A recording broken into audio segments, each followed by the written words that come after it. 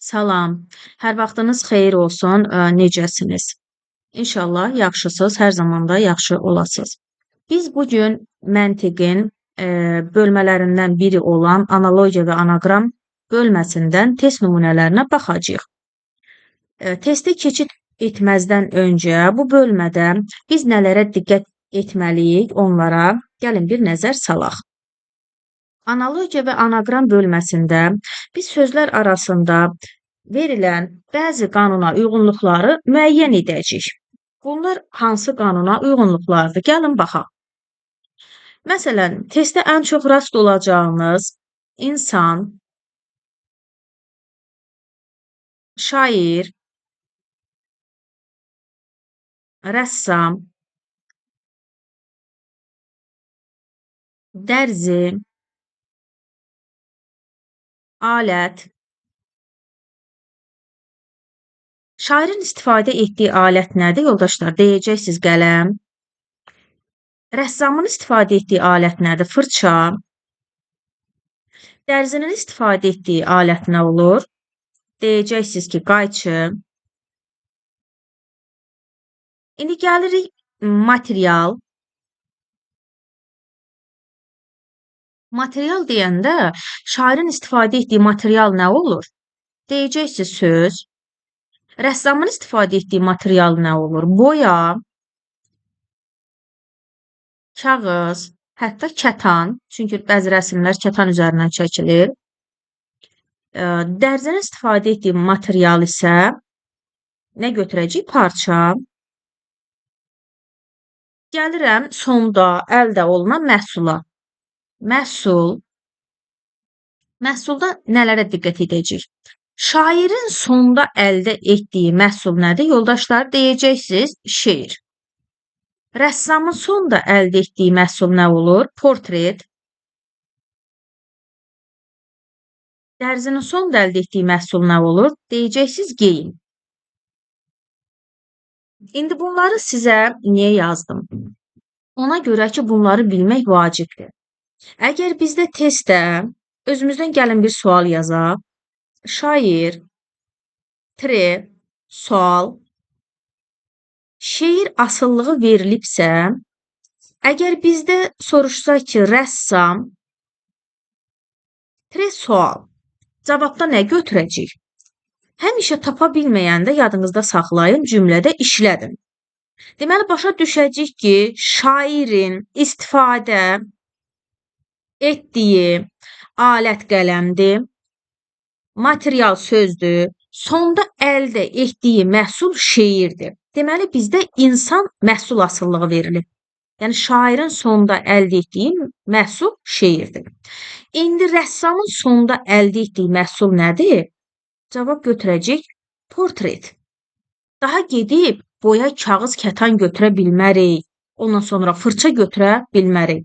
Ona görə də həmkarlar hər zaman buna diqqət etməmiz gərəkir. Əgər birinci verilən şərtdə bizdə hansı asıllıq verilibsə, insan alət verilibsə, insan alət cavabı götürəcəksiniz.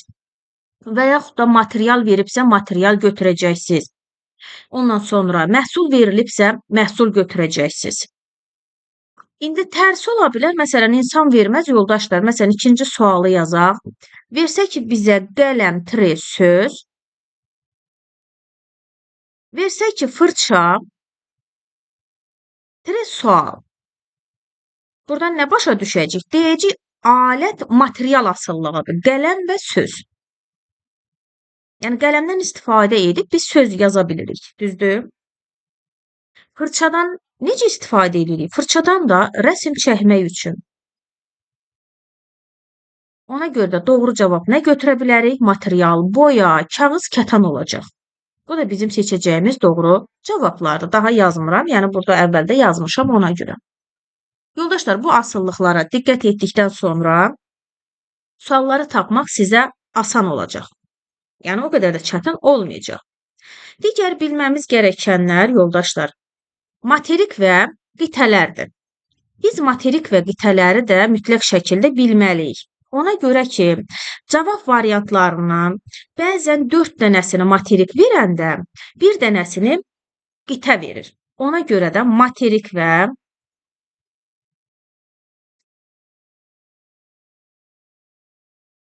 Bitələri vacibə bilməliyik. Digər bilməniz gərəkənlər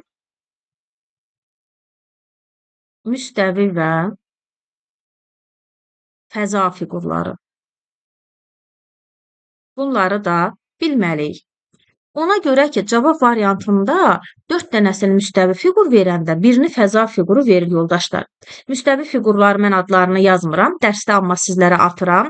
Oradan özünüz baxa bilərsiniz. Məsələn, bir neçə nümunə deyə bilərəm. Kvadratdır, dairədir, rombdur, trapesiyadır, üçbucaqdır, paralleloqramdır. Bunlar bizim müstəvi fiqurlardır, amma fəza fiqurları deyəndə silindirdir, konusdur, prizmadır, tetradırdır, oktayadır. Kub bunlar bizdə fəza fiqurlarıdır. Ona görə də fəza və müstəvi fiqurlarını mütləq şəkildə bilməmiz gərəkir. İndi gəlin keçək test nümunələrinə. Testlərə baxdıqca daha yaxşı başa düşəcəyik.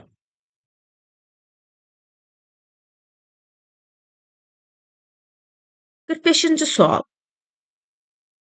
45-ci sualda bizə verilib ki, bina memar. Burada nə başa düşəcəyik? Başa düşəcəyik ki, binanın çertyojunu verən kimdir? Binanın çertyojunu müəyyən edən, çizən memardır.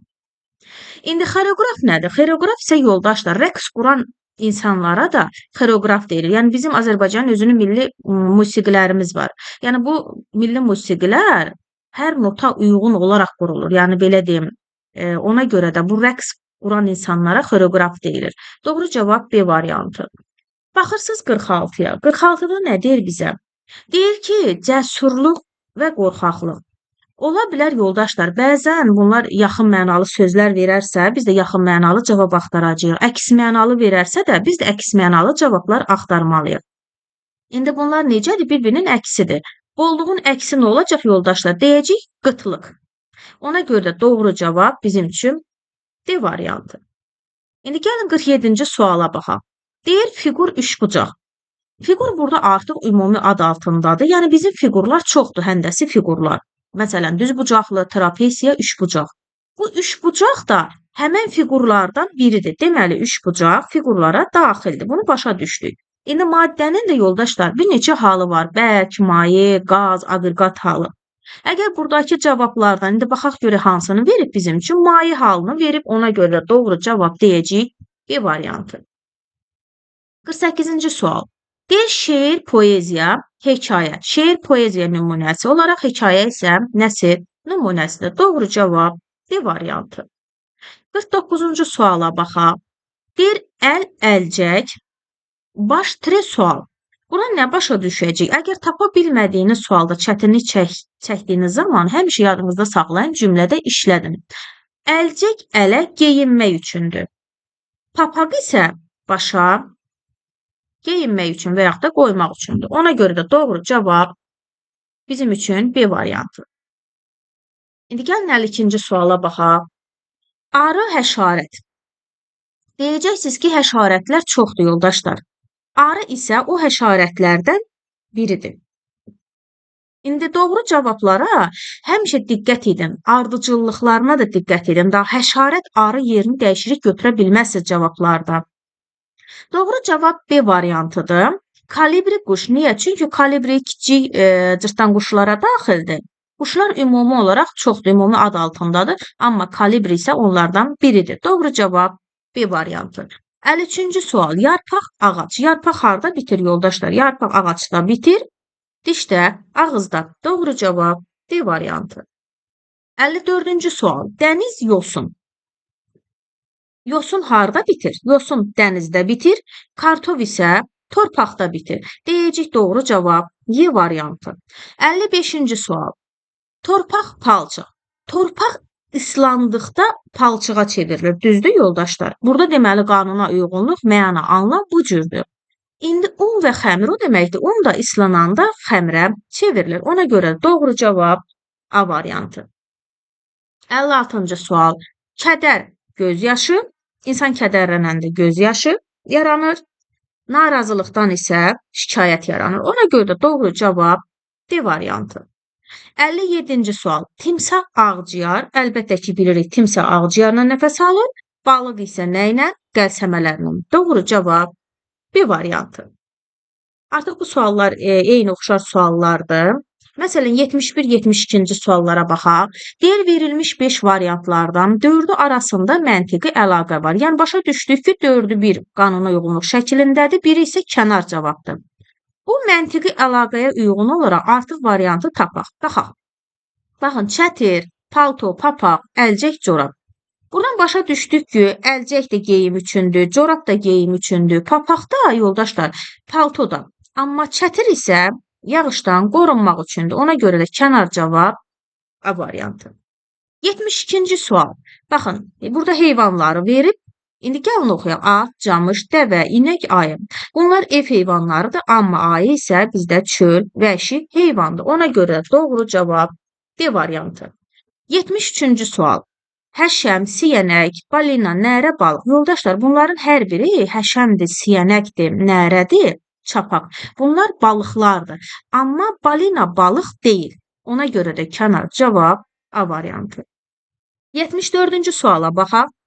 Deyir, Afrika, Avrasiya, Avropa, Amerika, Asiya. Mən sizə dərsin əvvəlində də qeyd etdim ki, bu bölmədə, yəni analogiya anaqram bölməsində mütləq şəkildə qitələri, dedim ki, materik və qitələri mütləq şəkildə bilməliyik. İndi yoldaşlar, burada baxın, Afrikadır, Avropadır, Amerikadır, bir də Asiyadır. Bunlar nədir? Bunlar qitədir.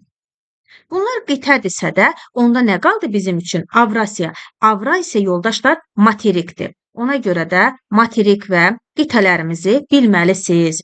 Fəza fiqurlarını, həndəsi fiqurları bilməlisiniz. Bunlar mütləq şəkildədir.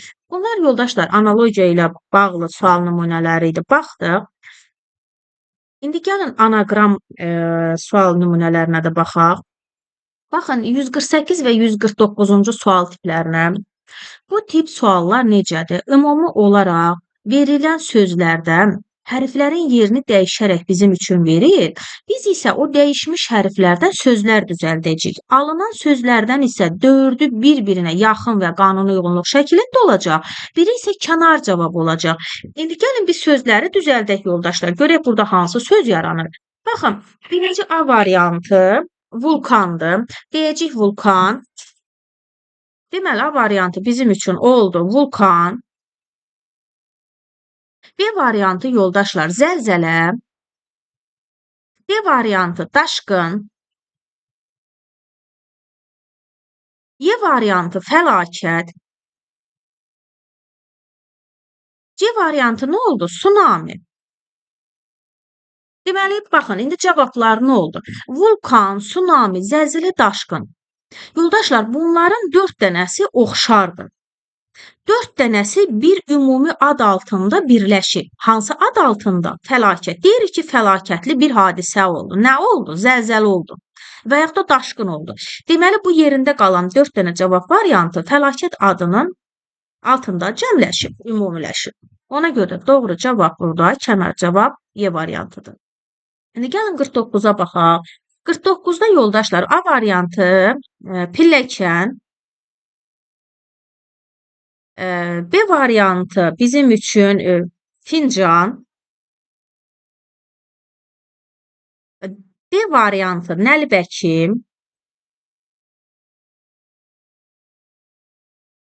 C variantı stəkan, Y variantı boşqab. İndi yoldaşlar, burada da yenə 4 dənə cavab variantı, 4-ü oxşardır, qab-qacaqdır, ev əşyalarıdır. Amma A variantı pilləkən burada kənar cavabdır. İndi gəlin 50-ci suala baxaq. 50-ci sualda yenə A variantı teatr, B variantı məscid, D variantı məbəd, C variantı saray, Y variantı isə iclas. İndi yoldaşlar, burada kənar cavab hansı olacaq?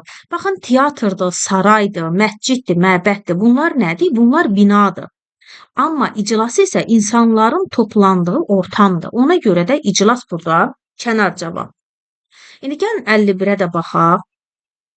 Burada yenə də meyvələrlə bağlı deyəsiz. Məsələn, B variantına nə düşünə bilərik? Zoğal, D variantı narıngi,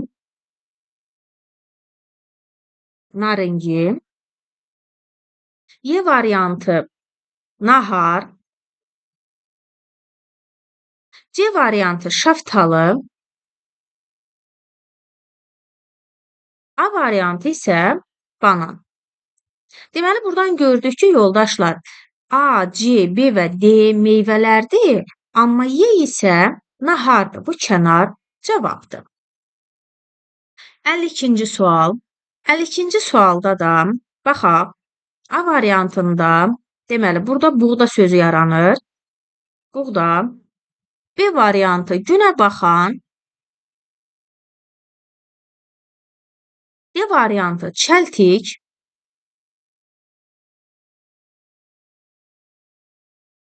C variantı vələmir.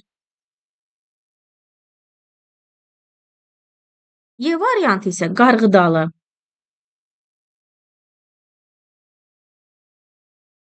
Deməli, yoldaşlar, indi burada kənar cavab hansı olacaq? Deyəcək B variantı. Niyə B variantı? Ona görə ki, burada 4 dənə cavab variantı dənli bitkilərdir. Amma B variantı günə baxan burada kənar cavabdır. İndi gəlin 53-cü suala da baxaq.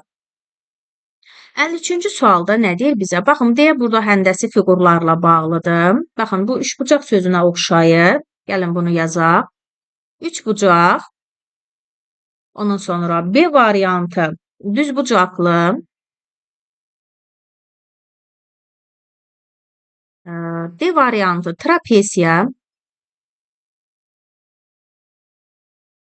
C variantı kvadrat. Y variantı nədir bizim üçün? Oktaedr. İndi burada kənar cavab hansı olacaq yoldaşlar? Baxın, üçbucaqdır, kvadratdır, düzbucaqlıdır, trapesiyadır. Bunlar nədir? Müstəvi fiqurlardır. Amma oktaedr isə bizdə nədir? Fəza fiqurudur. İndi buradan kənar yazacağam buna fəza. Yəni fəza fiqurudur. Ona görə dərsin əvvəlində sizə dedim ki, fəza və müstəvi fiqurlarını da bilməlisiniz. Bundan başqa yenə dərsdə atıram. Bəzi elmi adlar var yoldaşlar. Analogiya anaqram bölməsində onlara da həmişə diqqət edin, belə deyim. Qarşınıza sual olaraq da çıxa bilər. Bəzi elmi adlar. İndi 54-cü sualda da baxaq görək nədir? Məsələn, A variantı nə yaza bilərik? Yazıçı. Olsun, yazıçı. B variantı qapıçı. C variantı balıqçı. C variantı yalançı.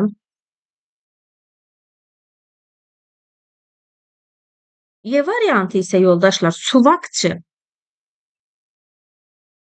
İndi gəlin kənar cavabı tapaq buradan. Baxın, yazıçıdır, yalançı, suvaqçı, qapıçı və balıqçı. Yoldaşlar, bunun 4 dənəsi adla bağlıdır, peşə adları. Amma kənar cavab hansıdır? C variantı. Deməli, biz bugün sizinlə qısa da olsa analogiya anaqram bölməsindən bəzi test nümunələrinə baxdıq və yaxud da analogiya anaqram bölməsindən sizin üçün qısa bəzi bilməniz gərəkən kiçik qeydlər dedim. İnşallah hər birinizə uğurlar olsun. Umarım nəsə bir faydalı bilgilər əldə etmiş oluruz.